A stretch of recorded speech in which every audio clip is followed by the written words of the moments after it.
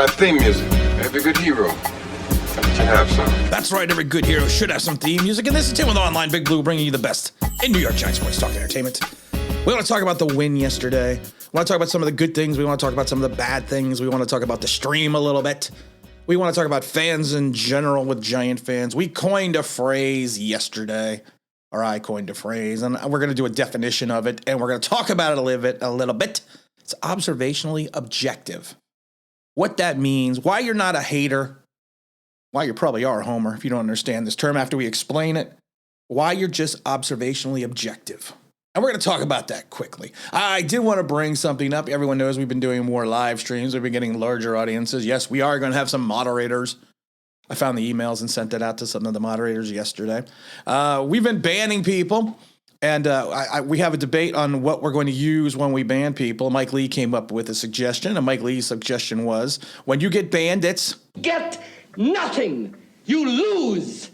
Good day, sir. So that's going to be one of our sound effects when you banned. And of course, there's my favorite sound effects, which we are also going to use when you get banned on the stream.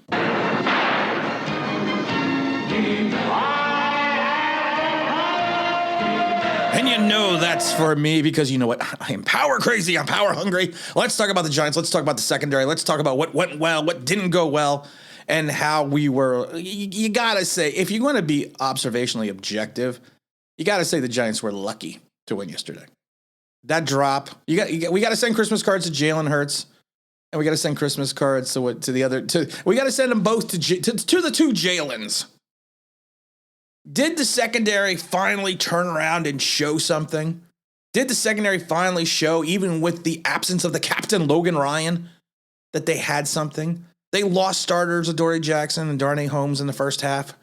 Aaron Robinson and Julian Love both played out of positions. Both played well. J.R. Reed, who had not played an NFL defensive snap until Monday against Tampa, played 36 snaps. And Steven Parker was on the field at the end. Steven Parker. But the Giants came up with 3 big interceptions. Yes, I know one of them was by Tate Crowder. And Julian Love recovered the fumble by Boston Scott. And those 2 interceptions, though, they came in the red zone, especially, the Crowder one that stopped them from at least getting 3 points. The fumble recovery, I would say in some regards, was kind of a game saver. And James Bradbury matched up against star rookie Devontae Smith, who only had 2 catches for 22 yards. It was a quiet day. It was a very quiet day. And with this depleted secondary, the Giants did enough to win the game. Xavier McKinney is turning into being the impact player that we thought he could be when we drafted him 2 years ago. He had 8 tackles and interceptions and a pair of pass defenses. He could, like I said, Peppers is a good player, and of course he's injured out and out for the season, and he's not going to be back with us next year. But are we going to lose a step with Xavier McKinney in the fold? No. I've said it before. Xavier is better in coverage than Peppers is. Peppers is better in the box safety, but Xavier does more on the field and offers more interesting options to put him onto the field in different ways. And I've said this before about the Giants defense. Last year they were Giants of substitution. This year they needed to be, and I think they're actually coming around that way. They needed to be a defense of versatility, keeping the 7-11 guys on the field, but playing them in different positions. And that's what you need to look at. I'm not going to get overly crazy about the play of the secondary because, like I said, it was one game. We still have to see what's going on with Adoree. We got to see what's going on with Darnay. We got to hope that Logan Ryan comes back. And I'm going to tell you right now, coming back from COVID, after I've came back from it the second time in 19 months, just a couple of weeks ago, you and as a professional athlete playing a game such as football, I'm telling you right now, I was winded just trying to work out, just trying to work around the house and doing stuff like that for a couple of weeks. You really got to get your legs underneath you. But for one day, the Giants secondary is what we thought they would be coming into the season without 3 of their key components. Now, for all the good, there are some bad things to address and some things that have been worrisome all year. And if Philadelphia would have figured this out earlier, this could have been a different story. 33 times, 208 yards, 6.7 on attempt. It's shocking to me they didn't run more. It dumbfounds me they didn't run more. I'm glad they didn't. Jalen had 8 carries for 77 yards, 9.6. Sanders had 9 carries for 64, 71. Why the Eagles decided to throw the ball 31 times, I got no freaking clue. Why they didn't run more to run to the red zone, I don't know. Why they didn't go. I mean, the Giants looked helpless against Philly's read zone rushing game. They looked helpless at times, and you're going up against Tua in Miami. We're already 3-point dogs. I've warned people about it for Miami for the last 4 weeks, that this team was about to make a turnaround. And they did. And they are. And Riley Dixon, man. Can we just get rid of Riley Dixon? Yeah, it was, you know what? Playing in Rutherford is not the best conditions to be a punter. But it's not like when you played in the old Meadowlands. He hit one of his punts. He was a 36-yarder, I think, from our 30. And then he had a 42-yarder from our own 28. Or 26, I can't remember. Then he had a 39-yard punt from our own 29 with a minute left that basically set up Philadelphia on the 41-yard line. We were trying to give this game away, and anyone that wants to be a delusional fan and not be observationally objective, we're going to term another phrase. You're either observationally objective or you're SFI. This was a lucky win. But you know what? And I said this yesterday in the stream. A lucky win does not mean there's a special column in the win-loss record.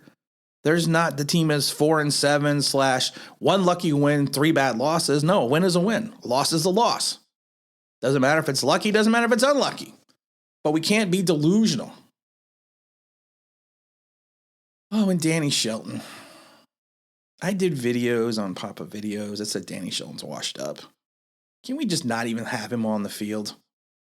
And where's Quincy? I don't want to see Lorenzo Carter. Freddie Kitchens.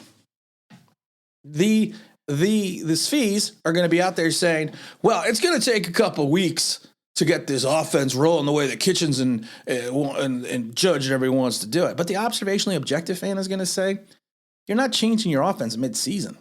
You can't install a new offense. Sure, you can add motion. You could add a snazzy wristband. You could talk to Daniel Jones in the headset, but your offensive philosophy is not going to change. And I've said this before. I never thought it was Jason Garrett's fault.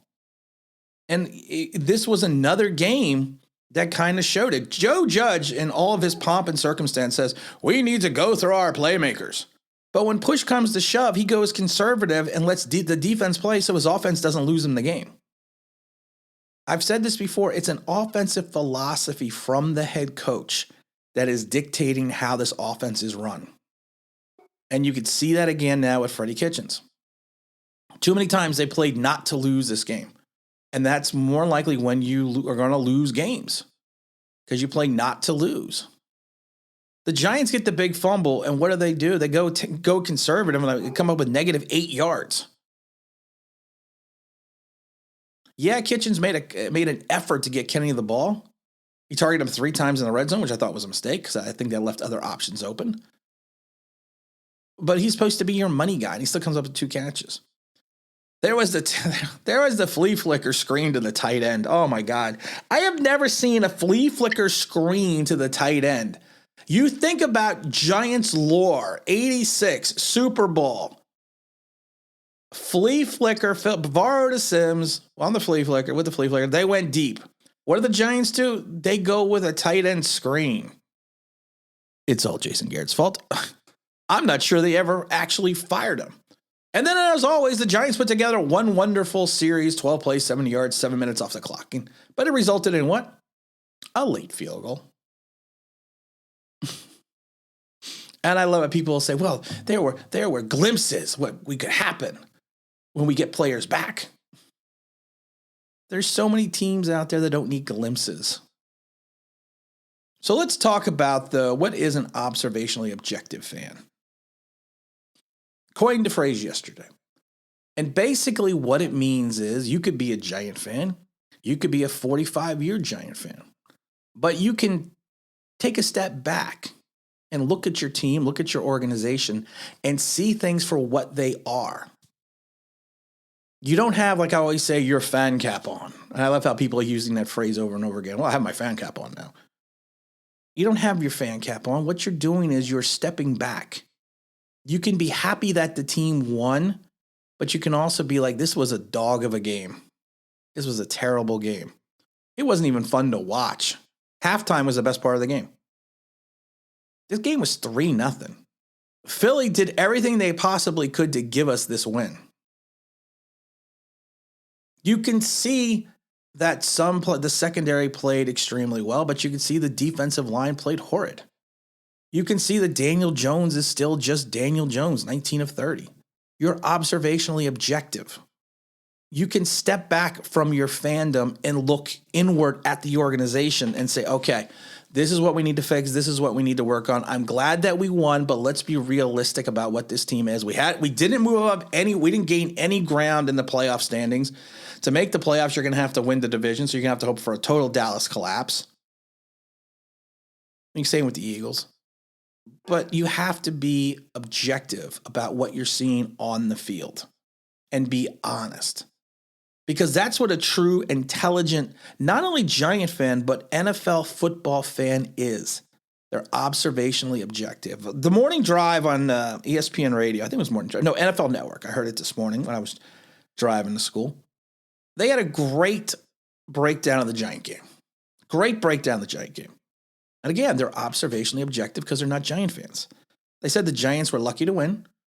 They're not one player away from even making the playoffs or being a good team. They have multiple holes. There's still issues with some of the decisions Joe Judge makes. There's issues on the defense within the linebackers and defensive line, the defensive line was supposed to be the strength of this team because they gave up 200 yards and 33 rushing. But they even said it's a win, so you take a win, and it's a divisional win. So it's our first divisional win. So you have to be happy for that. Observationally objective. We're going to have a new OG video today, OG membership video today. Will be posted sometime this morning for all those OG fans.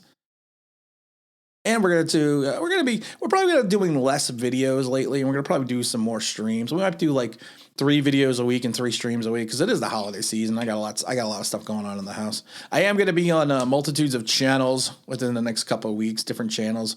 Probably going on. I have been requested on a couple of Miami Dolphin channels and a few other channels. And like I said, we are always grateful when people reach out to us, and of course we will make ourselves available for those shows. So you look out for that. I will make sure that I try to get that information out faster to people. And again, this is Tim with the Online Big Blue, bringing you the best of New York Giants sports talk entertainment. And as always, that's my theme music. Every good hero should have some.